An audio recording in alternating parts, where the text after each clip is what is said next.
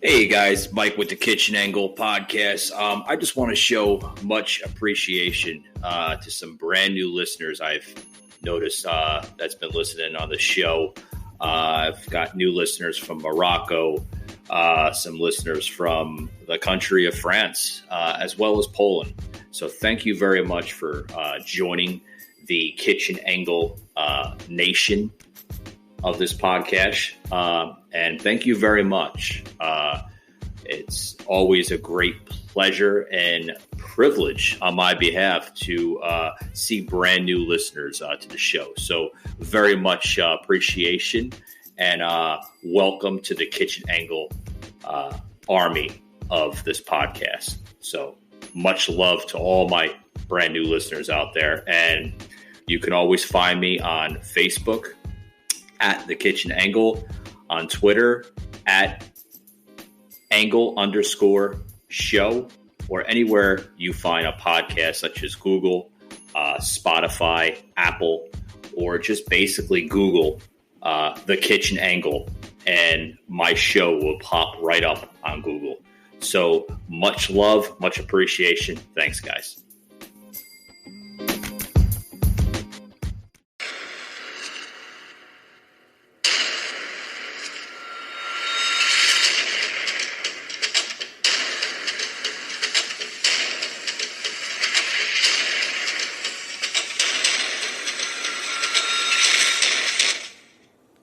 The Kitchen Angle Show. A Jersey native.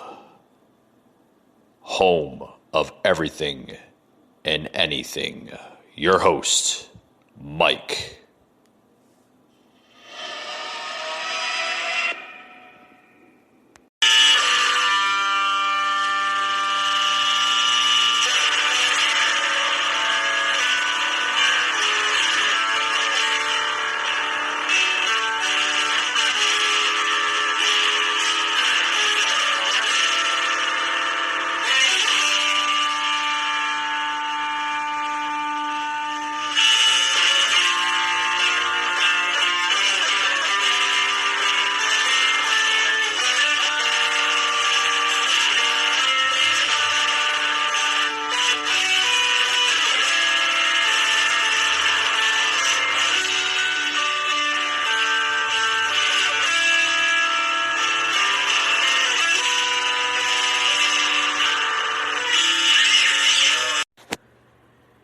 Hey guys, welcome to another episode. God, what are we up to? We're up episode 16, season 1 here on the Kitchen Angle. Telling you what, this show just flying by in a good way. Good way. We're up, like I said, up to episode 16 here, and some good things happening here. But happy Friday to everyone. Hope everyone is going to have a good weekend this weekend, and some blessings your way. Hopefully you'll have a better day if you're not having a good day. On to news here. We're seeing a second stimulus package being rolled out, but here's the thing with the stimulus package. A lot of folks are getting confused on pretty much the so-called amount and what they're getting. This part of the stimulus package, this second wave of stimulus here, it can be confusing here. As you know, or you may not know, the IRS have decided to roll out this part of the stimulus package on prepaid debit cards. So the confusion where I'm getting at is people are thinking that these debit cards that are coming in the mail to their house, to the mailbox there, is nothing but junk mail. Because basically, I'm reading the article here, and basically the way they had set it up was the cards were being placed in just blank envelopes, and to anybody's eyes, that might catch it as spam or junk mail, right? I mean, can you imagine how much junk mail I even throw out on a daily basis? I mean, I get tons of it every day, whether it's flyers or, advertisements to new restaurants or whatever. I just throw them out, it's garbage, it just fills up the mailbox, and it's some of it is ridiculous garbage. But that's just me. But anyway, the IRS has already sent out one coronavirus pandemic relief payment to most of the eligible employees. About 4 million of us Americans should be getting it sometime this week or the beginning of early next week. They're going to do the same thing like they did, it seems like they did back in April with the first coronavirus relief package.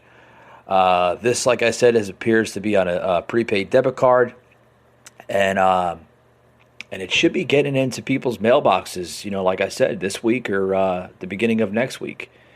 Like the CARE Act that provided the initial payments, the HEROES Act, now what they're calling it, the HEROES Act, would provide up to $1,200 for single filers, $2,400 for joint filers, and it would use the same sliding wage scale that its predecessor used.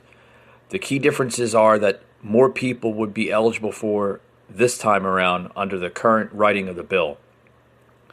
And also anyone claiming dependents would receive money up to 3 of them.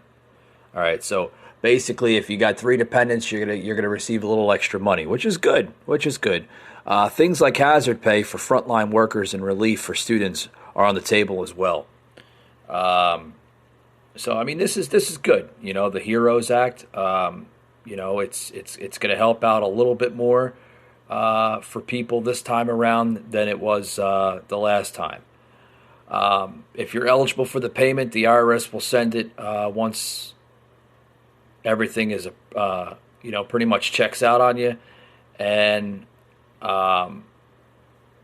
it should be on that prepaid card. So it all depends. It all depends on I guess your situation and what you file and everything. So we're going to move a little forward here with the show. I don't want to get onto this whole stimulus relief thing because it'll clog my show, and I'm not about that. I'm not that type of podcast host, and definitely don't want to clog in my show. Just enjoying a nice coffee on this Friday morning here. But on to other news. Historic space launch. I'm going to talk about that. The space launch. Did anybody see the space launch? Was anybody in Florida? Did anybody have the opportunity to see it? I tell you what, I used to live in Florida for a good amount of time. I had the privilege of living in Florida. Beautiful state, nice climate, everything. It's just clean in Florida, very clean. But I've gotten the opportunity over the years to see about 4 of them, and I tell you what, man, if you folks out there, my listeners, if you ever get a chance to see the space launch, it's a tremendous opportunity. I'm telling you, it's history in the making. And it's just really pretty how they, when the rocket or the space shuttle or whatever, when it gets launched, it just lights up that sky, and it's really, really pretty. But anyway, spectators at the Cocoa Beach Pier over near Cape Canaveral, Florida, basically wait Wednesday for the first crewed mission since the Space Shuttle program retired in 2011. So this is basically, folks, this is the first crewed mission since the Space Shuttle program has retired back in 2011. So we're looking at 9 years since they had this program basically reborn, so to speak. On board, the Crew Dragon capsule launched from Kennedy Space Center's pad 39A. And on board were NASA's astronauts, Bob Becurin, Doug Hurley, Hurley was the pilot of the last space shuttle mission in 2011, so he had the opportunity to do it again. I tell you what, folks, that's history in the making. History. I don't care what anybody says. It's history in the making. If anybody can watch it, right there and then, and it's tremendous. It really is. It's a tremendous thing. But I tell you what, the space program is they're improving it there in Florida. They really are. They're also improving it for the world too. I think we need to. I think it plays an important role, not on humanity, but on the rest of the world. We're constantly evolving as human beings. We're constantly evolving as a planet, and I think the space program should still be around for years and years and years to come. Because there's so much discovery out there still. There's so much mystery out there too, right? There's so much mystery out there that we still have to discover, and is waiting for us to be, waiting for us to be discovered. So that's some good stuff, really, really good stuff. Folks, I'm going to take a quick little break, enjoy my coffee on the break here, and when I get back, I want to talk about this mayor from Atlanta. Oh boy, it seems like she's in trouble. She had testified before U.S. Congress, but I want to talk about the mayor from Atlanta. But I'll be talking about that right after I get back from these short little words. Don't go anywhere, guys. Are you tired of being just one of the crowd? Stuck in the rat race, putting in 40 hours of your life every week, then doing it again the next week and the next? Feel as if your job or career is keeping you from doing things you really want to do in life? What if there were another way? Something you can start for virtually no investment. A business featuring products everyone needs and the ability to duplicate your time and energy worldwide so that even when you take time off, your business continues to grow. This system is easy to follow with proven techniques, 100% cloud-based, so you have no inventory, no shipping, and no collecting. You can be making money literally within the next hour. Qualify for a $500 a month lifestyle bonus within a week and be ready to quit your job in just a few short months. While no one can guarantee your success, what we can guarantee is that this product works. The system works, and thousands of people have already achieved exactly what we just described. The company is Be-Epic, featuring the most advanced health and wellness products around the world. Their leading product is Elevate, a once-daily capsule, providing energy, eliminating mental fog, elevating well-being, and providing essential nutrients, all natural and proven effective. It retails for under $50 a month, so it's simple and affordable. Other Be-Epic products include Accelerate, allowing you to lose weight while you sleep, and Great Kids, a nutritional supplement for youngsters that tastes like candy. The products are great. They're ordered by customers from your own website link, shipped straight to them from the factory, and you get paid online each week via your own Be-Epic dashboard. So let's get right to how you can make money. There are several ways, so we'll keep it simple. First, it's free to sign up, then one product order and you're in business with a 30-day money-back guarantee. Second, as a promoter, you get paid 50% of every new customer order you secure. That's right, 50%. Many distributors make a good living by simply promoting to customers. Ready to expand your business anywhere in the world? When you bring in a new brand partner, you're paid 50% of their first order and qualify for a percentage of their organization's volume as well. As your business begins to grow, it splits into two legs, and you can receive a 20% bonus on the lower leg volume, which is actually a benefit. This helps your organization maintain better balance, ensuring long-term stability. To qualify for the lifestyle bonus, just sign up for the $89.95 a month Elevate Pack. Find 4 people who do the same thing, then help them find 4 each. That's it. A $500 lifestyle bonus every month you qualify. There are several other bonuses as well, matching bonuses, global bonuses, and more. The larger your business grows, the more bonuses you qualify for. Hey, there's a lot of money to be made here. For a more detailed explanation, just visit the website. And is it working? In just a few short years, Be-Epic has grown from zero to over $40 million in annual revenue, with projections over the next 5 years you can't imagine. Now is the time to get on board with this fast-growing company fueled by great products and industry-leading compensation plan, simple process, and remarkable leadership. So how did you get started? It couldn't be any easier. Just contact the person who sent you this video or click on the link shown below right now.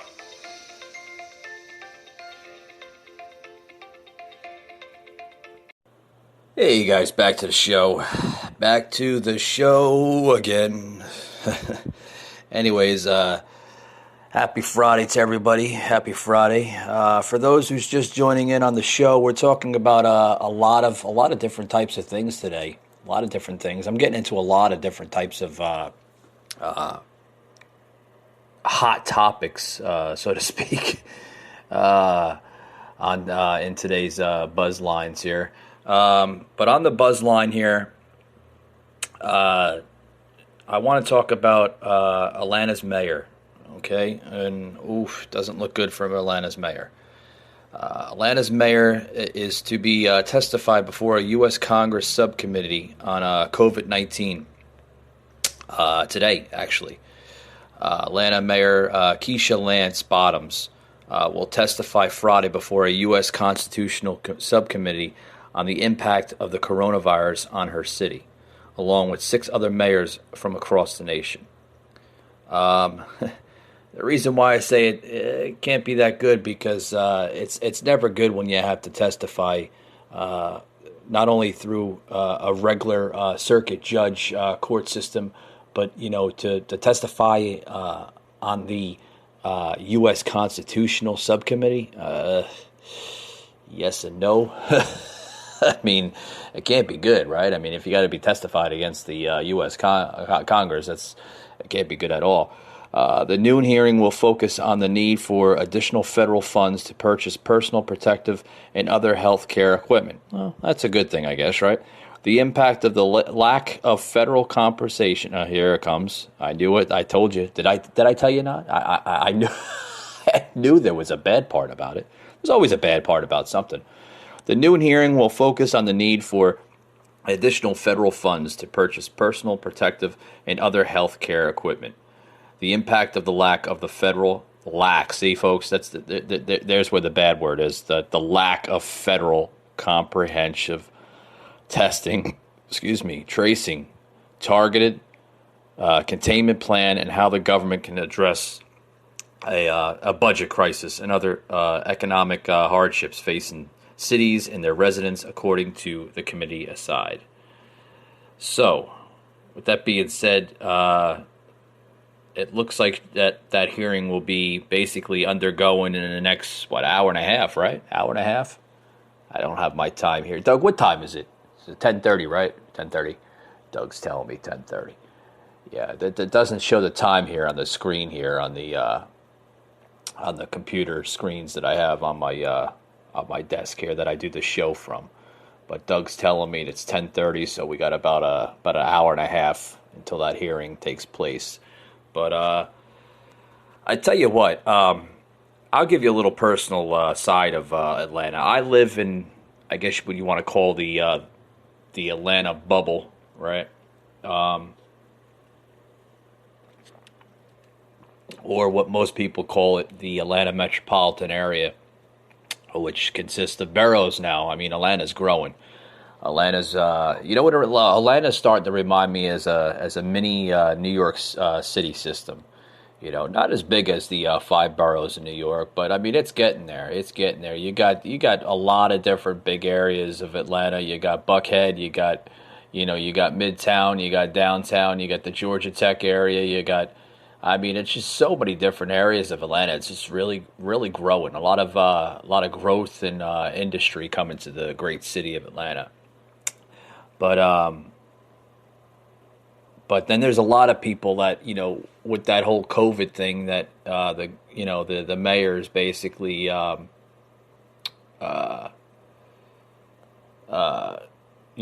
has to undergo the testimony.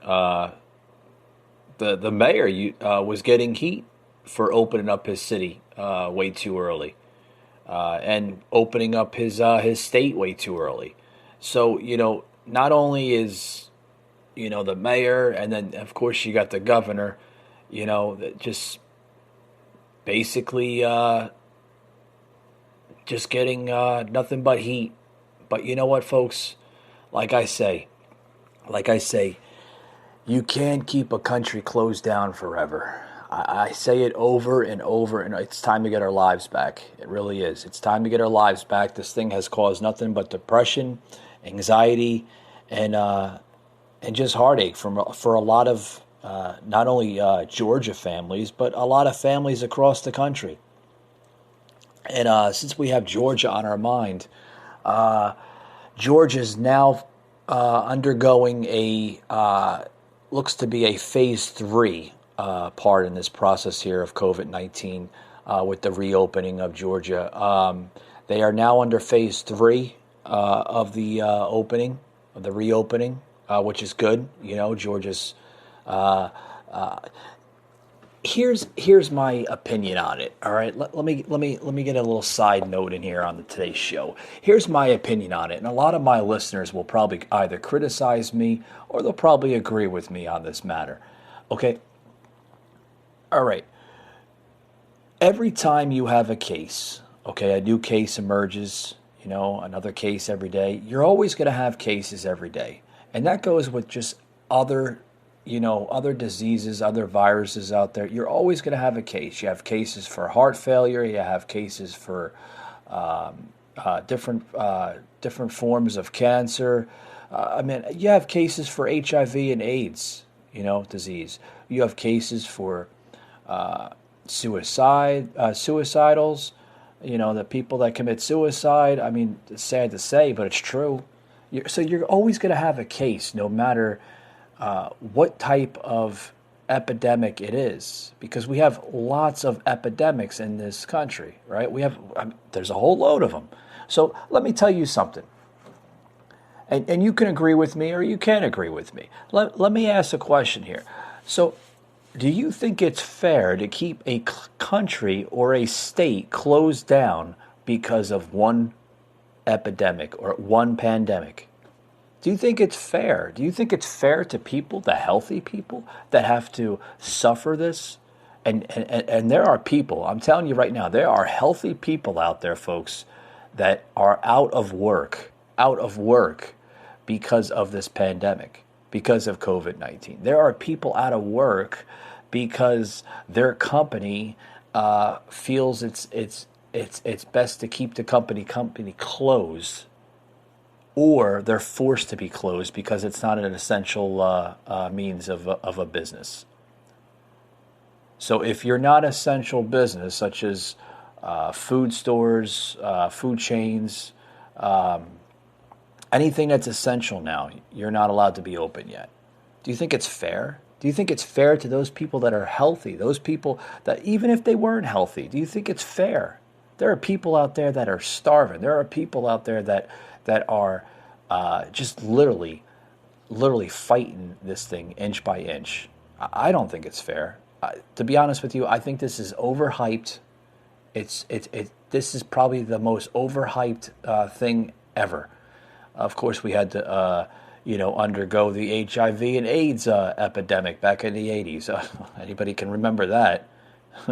Was it as worse as this? No, but it did have a strong impact on the country in the 80s.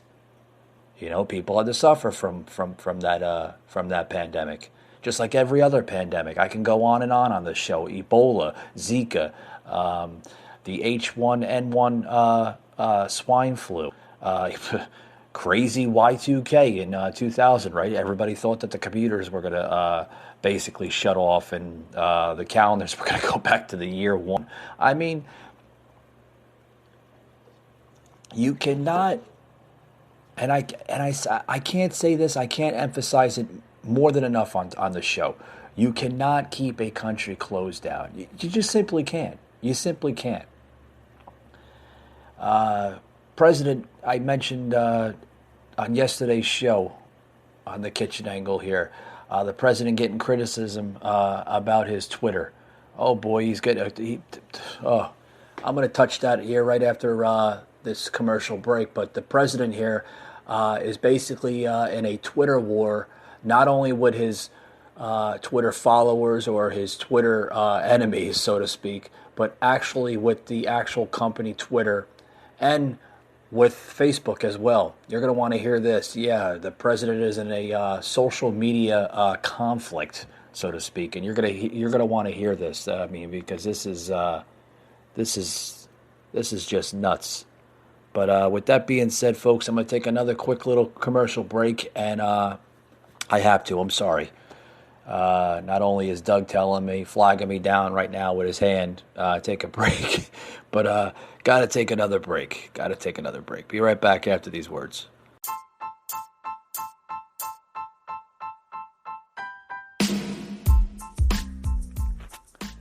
Hey guys, if you're out there trying to look for a new product, a natural product, you want to get off the strong medications, the strong everything in this crazy world today we live in.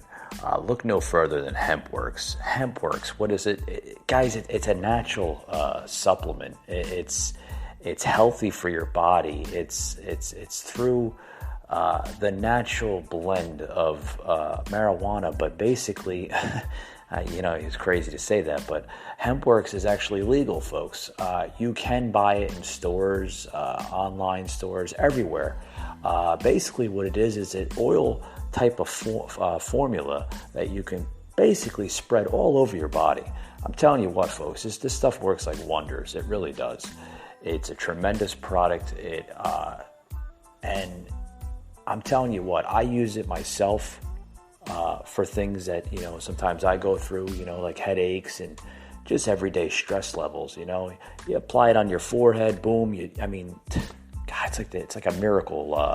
I call it the miracle pill, so to speak. But it's oil based, and I tell you what, guys, that headache goes away within minutes.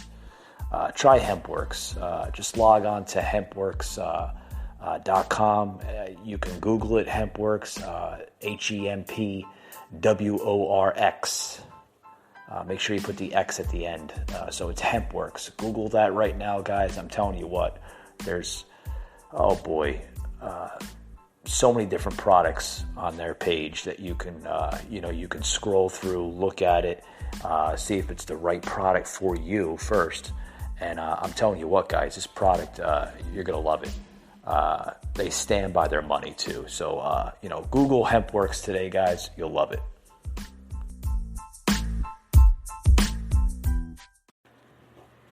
This episode is brought to you by Shopify.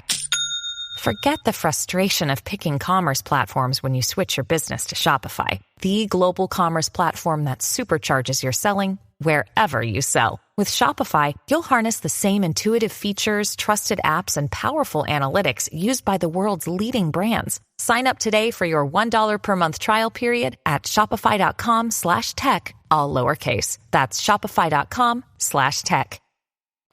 Okay, folks, we're back to today's show.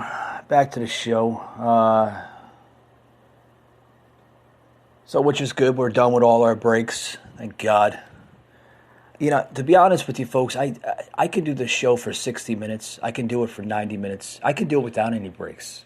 I'm one of those podcast hosts that can. I can. I got the. Not only do I have the endurance, I have the stamina.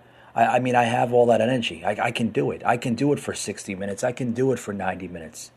But the show needs breaks, which is required. So it's okay. I take my breaks. It gives me a time to let loose a little bit, get my head back in the game, understand what I'm going to be talking about next. I get my little coffee in, which I'm still drinking right now. I got my coffee here. It's delicious coffee. I don't know if anybody's a coffee junkie out there, but I love my hazelnut coffee. Can't get enough. I love it. Little hazelnut creamer with some Equal. Oh, I use the Equal. You know why I use the Equal? Because the Equal doesn't have all those bad toxins in the sugar, And too much sugar is not good for you. Yeah, you need some sugar. The body does need sugar, but too much of it's not too good for you. But we're talking about now, right before I took my break, We're talking about this conflict here that the president's in. President's in a really bad conflict with Twitter. Not too good. Not too good. The social media executive order. Yes, which he signed. Yes, it is actually a bill, folks. The President Trump signs a social media executive order just yesterday. And I'm telling you what right now, folks, this is trending. Not only is it trending in the nation here, but it's trending worldwide. It's probably the number one trend right now in the world, that this new executive order that President Trump just signed, what's being called as a social media executive order. What is this order here? Sure, you want to care to understand it, no problem. Trump's Twitter tantrum is a distraction for everybody, including himself, what the haters are always saying. Now they're criticizing him about this. That's what I was talking about. That's basically the headline that we're seeing now on newspapers and across the nation here is Trump's Twitter tantrum. We all know that about 100,000 Americans have died from the coronavirus. And what does this have to do with the Twitter? I'll tell you right now. Trump is worried about a fact check on Twitter, of course, of what the criticism and what the haters are saying here. But what's in this bill here, this is executive order, okay, is basically... it's an underline. It's more or less an underline bill than an actual executive order. It's written up as an executive order, but what it is it's actually a underline of a bill, okay? And it's basically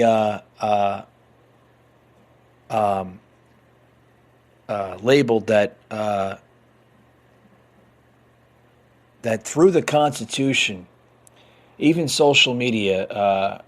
Pretty much can't cross-examine you as a citizen. And that's pretty much what it says here. There is a lot going on right now, and to say the least, a global pandemic or an epidemic, recession, millions without people, without jobs, riot. And that's pretty much what the president had said over a tweet. And what happened was, when the president was tweeting, Twitter, I guess, got upset. Social media, Facebook, they got upset. So they're fact-checked and everything. And this is what it all started out, folks, as, when the president started speaking the truth. Social media, Twitter and Facebook didn't like it. They didn't like it. So what'd they do? They start fact-checking the president. Yeah, fact-checking. And I mentioned this yesterday on this show, fact-checking. What's fact-checking? Fact-checking is where a person or an entity basically goes back on your words or your paraphrases, and they check it. And then the fact part of it comes into play as well, too. What they do is, if you say, there's rioting going on and protesting going on Broadway and Canal in New York City, what will happen? Well, Fox will get in there, CNN will get in there, CBS, all the news anchors, right? All the news networks, they'll get out there and they'll fact check it. That's what fact checking is. They'll go over there and they'll actually see it for themselves and see if there's actual riots going on. And if there isn't, well, folks, that's where fake news comes into play. So somebody is basically making up a story that's not true just to get the story out there. They're story junkies. That's what independent news anchors and personalities do just to make money. And that's what the mainstream news is doing right now. Sometimes they do it, and sometimes they'll actually take a true story and they'll twist it around a little bit. Well, before this whole fact-checking the president was doing fact checking, but he wasn't doing the fact checking at the, that the social media platforms are doing. He would tell you the truth about something and not twist it around like the mainstream media would do.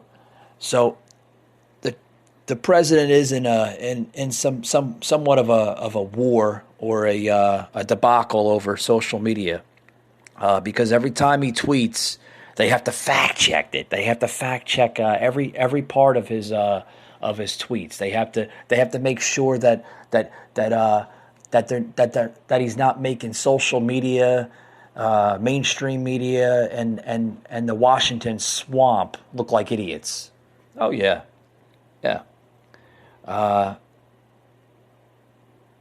To be honest with you,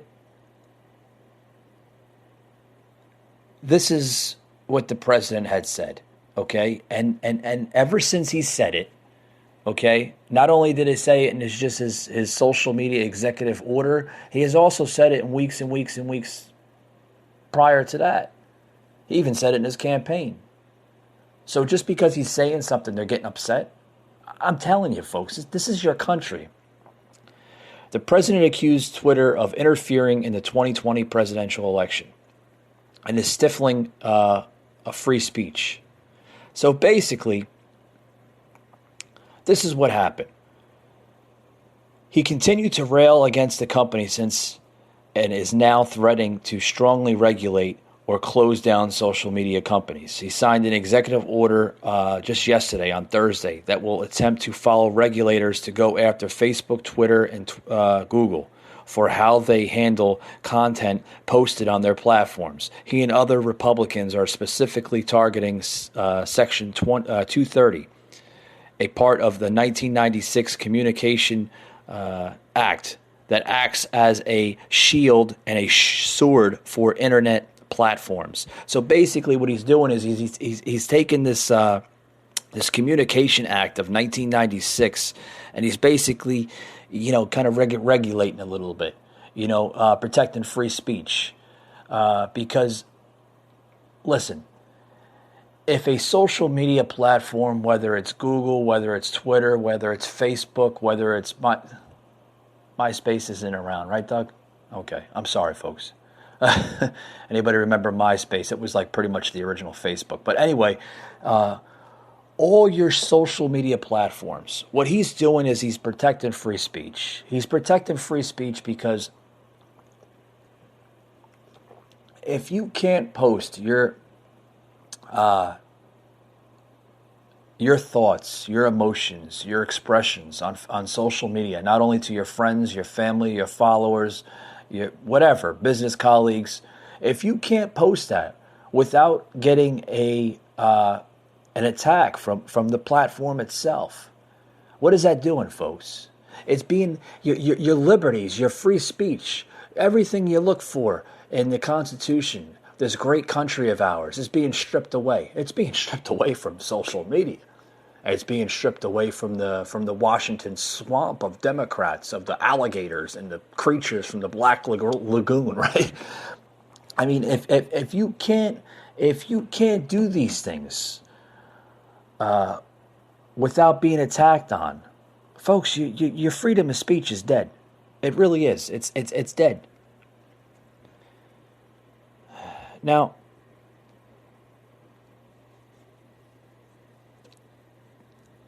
am I for the president that made this decision, this executive order? Sure, because we have to protect free speech. Free speech, folks, is being attacked and it's being stripped away from this country, from the wrong set of political leaders. Last year, Trump hosted a sham social media summit at the White House, during which he declined to invite the big social media companies. Yeah, he declined to invite Facebook and Twitter to the White House. And what they do, they got upset. Because the President of the United States declined their invitation. He's the President of the United States. He can do whatever the hell he wants, right? So, the big tech companies, for quite some time, had some heat on the president. So when the president basically made a tweet out on Twitter, they got upset. And then they fact-checked the president. Because the president said nothing but the truth, and it made the big tech companies look like idiots. This is your country, folks. This is what's going on. Not only is your liberties being stripped away, your freedom of speech is being stripped away.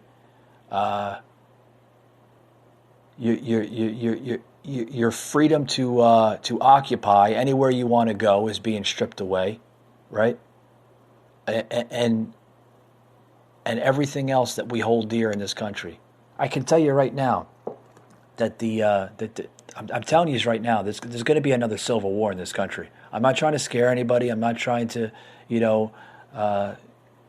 make any hatred out there. But I'm telling you right now, if this country doesn't get it doesn't shape up sooner or later, and other people don't shape up their agendas, the wrong set of people don't shape up their agendas. Yes, there's going to be a lot of a very, very dark future for us, not only for us, but for the world itself too. Okay? Because you can't continue to run a path like this for humanity. You can't. You can't, because not only does it piss people off, it pisses the world off as well too. But it brings divideness in this world.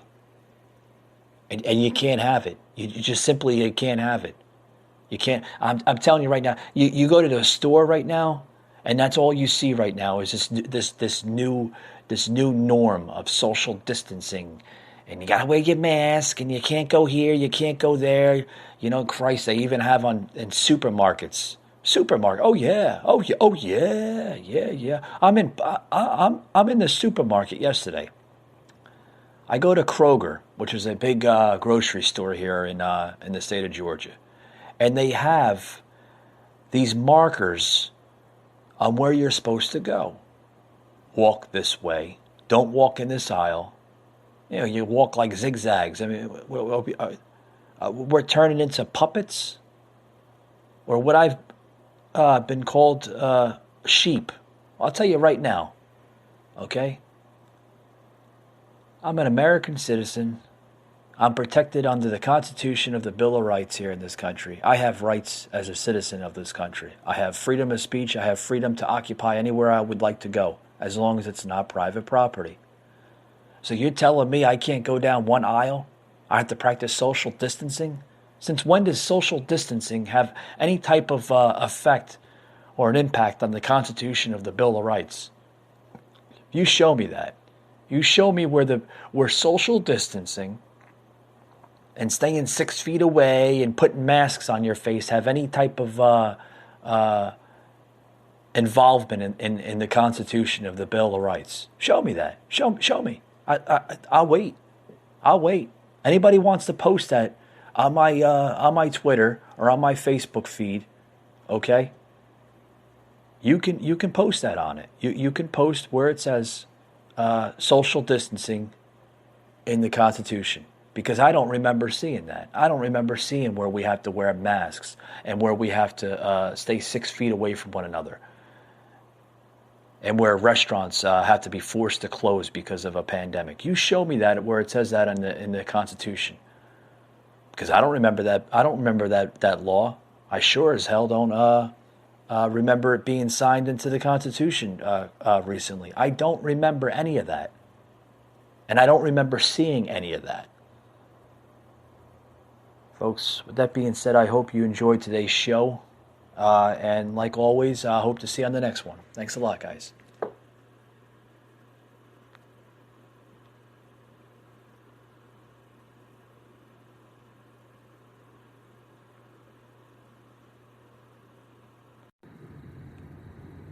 Nothing! You lose! Good day, sir!